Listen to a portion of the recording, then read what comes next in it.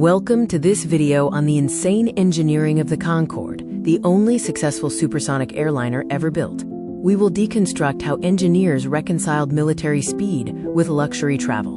In 1969, the world was grounded in analog technology. Yet, the Concorde cut transatlantic flight times by more than half, crossing the Atlantic in just 3 hours and 20 minutes at Mach 2.04. The Concorde represents an engineering paradox, reconciling military specifications like supersonic speed with commercial realities like profitability and passenger comfort. This balancing act was nearly impossible. At the heart of the machine was the Olympus 593 engine, adapted from a bomber.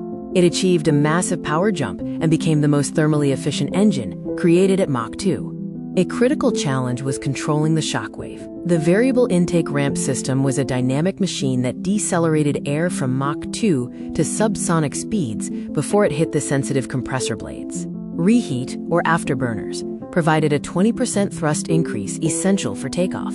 Fuel was injected directly into the unburnt oxygen in the exhaust stream, acting like a rocket stage attached to the engine. The physics of airflow change at supersonic speeds.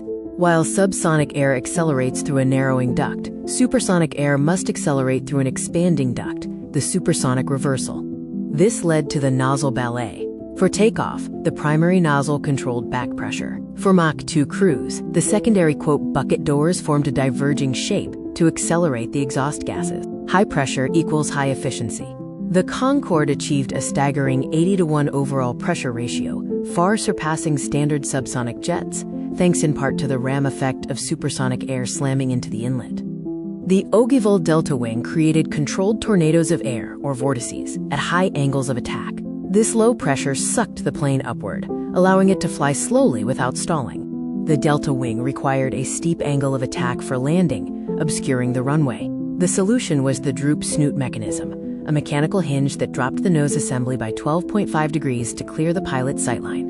The plane literally grew in flight. Kinetic heating from friction at Mach 2 caused the fuselage to stretch by 20 centimeters. This created a visible gap between the engineer's console and the bulkhead.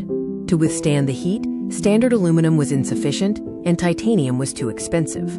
Engineers developed special cold rolling techniques for hydrominium RR58, a World War II-era alloy, to prevent the metal from deforming. As the plane accelerated, the center of pressure shifted backward. Instead of using drag-inducing flaps, pumps transferred 20 tons of fuel from the nose to the tail, physically shifting the center of gravity to maintain balance.